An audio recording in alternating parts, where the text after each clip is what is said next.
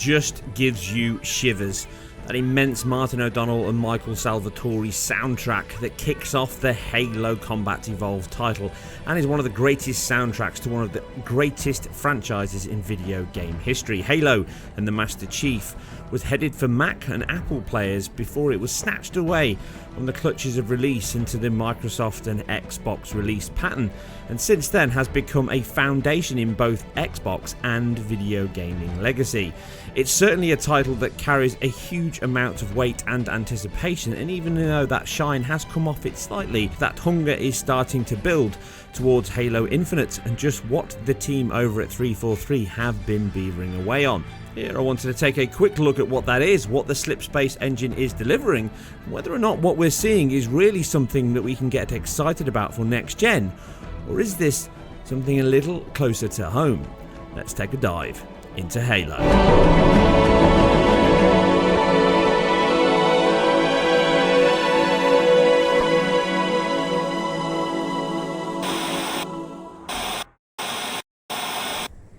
Back in 2001, Bungie needed the success of Halo even more than Microsoft did.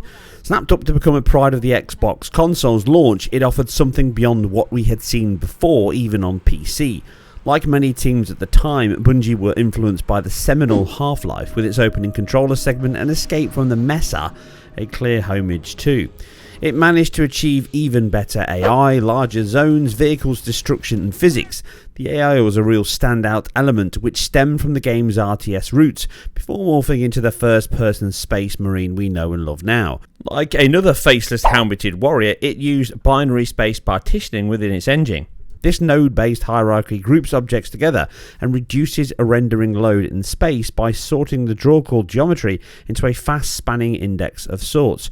Just like Doom, which I covered in my id Tech videos. The scale of the engine, smooth motion, large and open-ended levels with hordes of enemy and AI characters that could talk, hide, shoot, and even drive made for a groundbreaking title on multiple levels. This exclusive game was later released on PC and Mac by Microsoft, which was the last time we saw a full release outside of its owner's console. The last transmission from the captain's dropship was from this area. That was over 12 hours ago. When you locate Captain Keyes, radio in, and I'll come pick you up.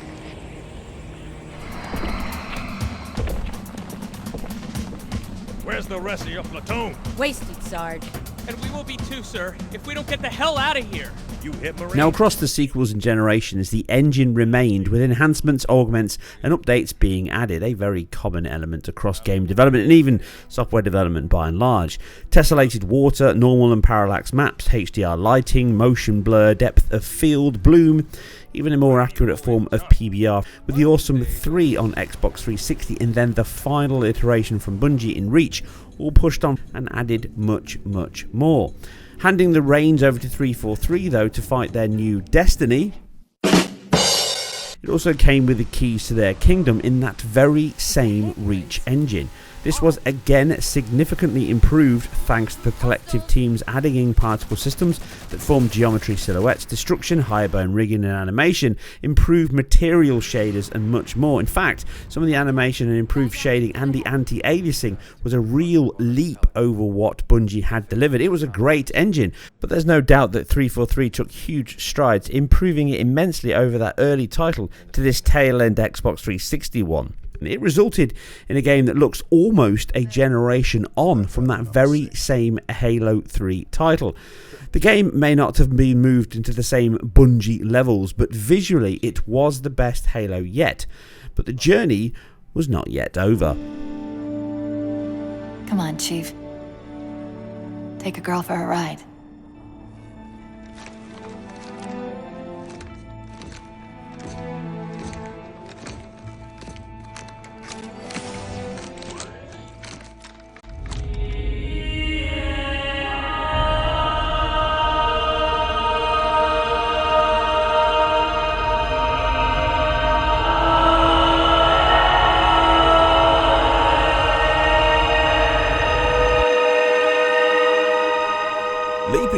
hardware normally means a radical increase in engine tech and tooling.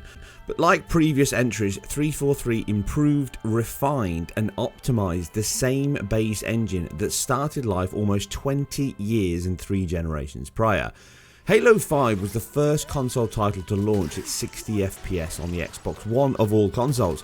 This meant that significant work had to be done to achieve the targets of both improving the quality resolution whilst doubling the frame rate.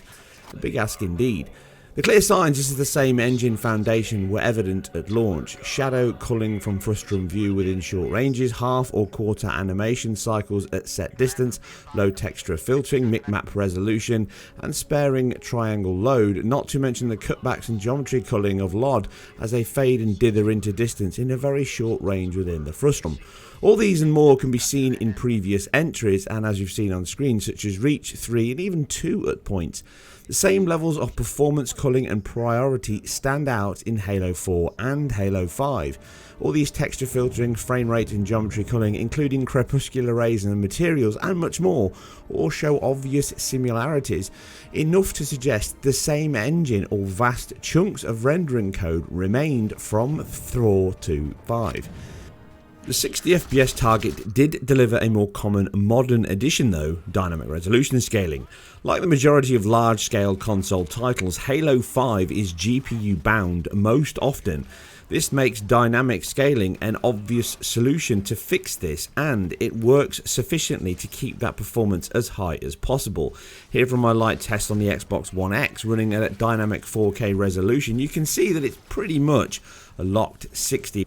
This is obviously scaled back for the cutscenes, dropping down to 30 FPS, but obviously keeping it at that native 4K resolution much more often. In fact, I don't count it any lower than 4K at any point. So that means it's 4K at 30 and 4K dynamic at 60 in gameplay with all these other sacrifices, but it's a port from what was possible on the Xbox One. That is what this game was designed for. Built them big, didn't they? Figure that's the Guardian? Can't get much by a buck.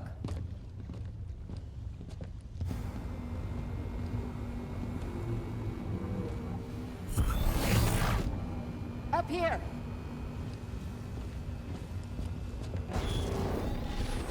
Contact! Move! Contain! Moving over to Slipspace, this is the brand new engine. Obviously they've revitalized it, reinforced it and pushed it out last year when they showed a demo of it at 60 FPS with all the obvious signs that it's 60 FPS title. Triangle count sacrifices, lower levels of material qualities at certain points, but again they're minor sacrifices, but all the ones that show that this is a 60 FPS title on current generation hardware. Those borders again from the cutscene cinematics which were prevalent across Halo 4 and Halo 5 are also present here. Crepuscular rays, volumetric fog, deformable scenery, foliage, animals, everything you would expect from a title of this scale, bringing us right back to that open-ended open landscape that we saw with the original Halo Combat Evolved. But they're pushing this up to a level that we've not seen before in a Halo title in current generation, and visually it was a very impressive demonstration of just what the Slipspace engine can deliver. Well then this year at E3 they went one stage further and actually showed us something more consistent with a real-time cinematic in the game. It didn't really give us any idea of gameplay, probably less so than what we saw last year, but it did give us an idea of just the kind of fidelity and quality that the team are aiming for in this new engine. But many suspected and alluded to the fact that this was actually new generation hardware using all the delights of ray trace visual quality on the Xbox Anaconda or the Scarlet or wherever the next Xbox is going to finally be called. But actually, looking at the demo at the time, I was scratching my head thinking, I don't know why everyone's thinking this looks like next gen, because to me, it didn't look anything but Xbox One X quality. Now, let me be clear, it was an impressive looking demonstration. Many elements are very high, the texture detail, the material quality, the resolution, the depth of field, the post-processing, the animation. But again, I must stress, it's a real-time cinematic. That means it's completely and utterly hand-tailored to be exactly as the artist want it to look, perform and play out. What this means significantly is they can tailor the CPU and GPU and bandwidth limitations all around the individual requirements frame per frame, which you can't do during real-time gameplay because there's too many dynamic elements. This doesn't make it easier, it means it's more controlled, therefore you can get better performance and better visual quality. And this has always been the case. Moving back to the real-time cinematics from Halo 5, they look excellent, they look superb in fact. The animation quality, the character details, the material shading, the post-processing, the bokeh depth of field, they're all evident here in this version on the Xbox One, let alone the Xbox One X. And this is true across any game, be it PS4, PC, whatever. All the real-time cinematics you have to take as the high point of the engine, the visual fidelity and the quality a game can deliver on that particular piece of hardware. And this allows the team to show off and really maximise all of their potential within the engine and their artistic talent. Again, going back to games such as The Order 1886, right back when the PS4 started this generation off, it really hasn't aged at all. It could come out now and it'd be an amazing looking title.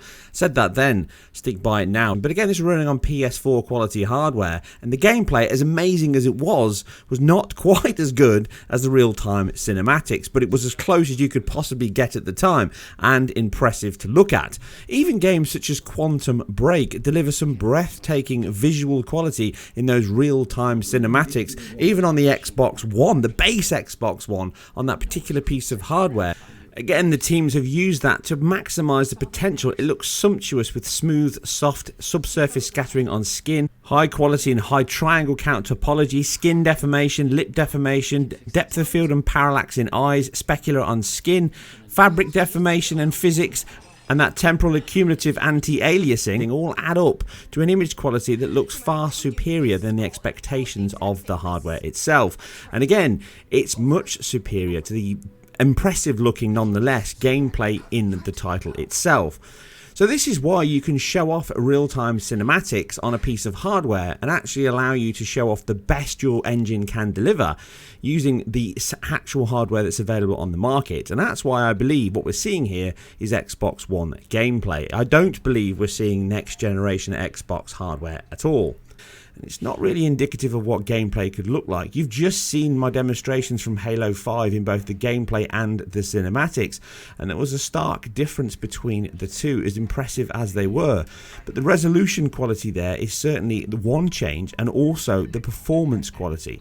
Targeting Xbox One X means they have a vastly superior piece of hardware to target these kinds of outputs, and then scale it right back to Xbox One to run. Now this obviously sounds quite dramatic, and I'm sure it will scale back quite significantly. Resolution will be much lower. Performance may even target 30 FPS on the Xbox One. It's going to happen at some point if they continue their push for backwards and forwards compatibility. Now, I briefly looked at the stream that came out at the time on the Xbox channel. You can see the analysis of that frame rate here. It's not entirely accurate because this is obviously coming from lower quality footage than I would like. But I did also notice that later streams at 4K show this running at an almost locked 60 FPS. So this is either indicative of what they shown at the time, and they've subsequently re-rendered it to give it a smooth 60 FPS lock for analysis, or it's actually indicative of what was just streamed at the time, and therefore the performance was dipping because of the quality and not the actual in-game engine. You can see here certain elements of the frame rate dropping and dipping to 60 and up again, which do coincide with certain elements of load. You can see the area lights here as the Master Chief walks through the light, but again the screen space reflections. There's excellent deformation on the system here. You can see the hands folding as he touches the screen, and that contact element of the geometry, his fingertips literally fold and bend up and they collide with each other, pushing them all along. And then you get those screen space elements of his fingertips. And this deformation and physics system is emulated in the cloth. A lot of materials move on their own independently. You can see the seatbelts folding and whipping back over his body. Even when he plugs the Master Chief into the ship's power system, you see that they drop the cable on his foot and it distorts and bends around almost like a deformation system. And then when he lifts his foot, it falls off and rolls to the floor. All these elements really add to the visual appeal of the title. And I think this is one of the elements they've added to the engine here. They've really bumped up their deformation, character modeling, animation, bone rigging and material system, and they're showing it off here in this real-time cinematic. And this carries over to other elements in the scenes here as well. That depth of field kicks in and has a staggered look into the depth buffer. You can see the bokeh shapes in the background. You've got volumetric fog billowing through, which samples both light and shadow. And even though it's a volume-based fog in the actual screen space, it doesn't really react to the objects as they fall through or collide. You get lots of cascaded light through the volumetric fog, and that element in the screen space works very well there. But it doesn't look like anything we haven't seen in other titles.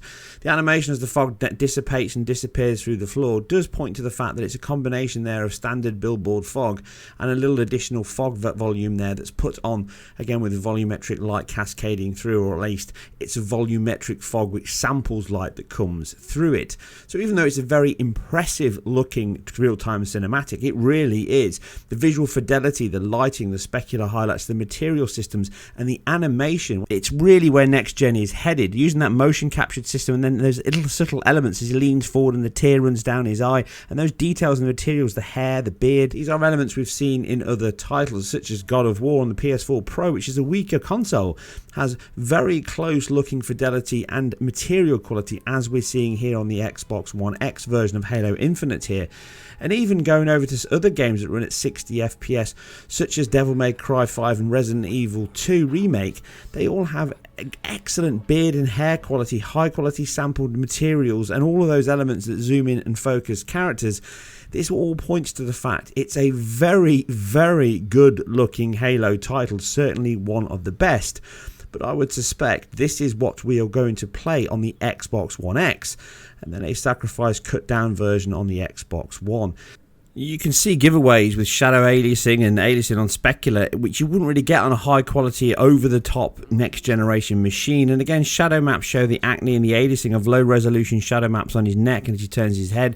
These are all elements I would suspect would be completely removed from this kind of demonstration if it was really looking at next generation 10-ish teraflop, although like I say, don't get carried away on that kind of GPU. This isn't where I would expect the demonstration to be, and I do not suspect that's what we're looking at. This will almost certainly be an Xbox Scarlet launch title, with likely further enhancements, as will the PC. But I think you can all be safe in your beds to know that no matter which Xbox console or even the PC, remember, that you own, we're all in for a treat.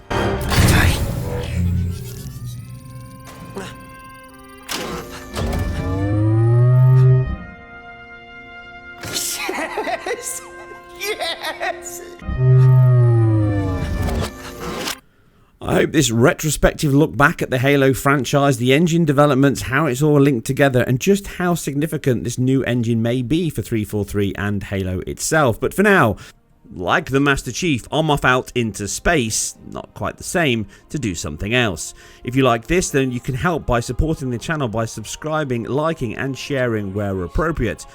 I'll catch you on the next one. Not then! Not again! We need to run! No, we need to fight. Get ready.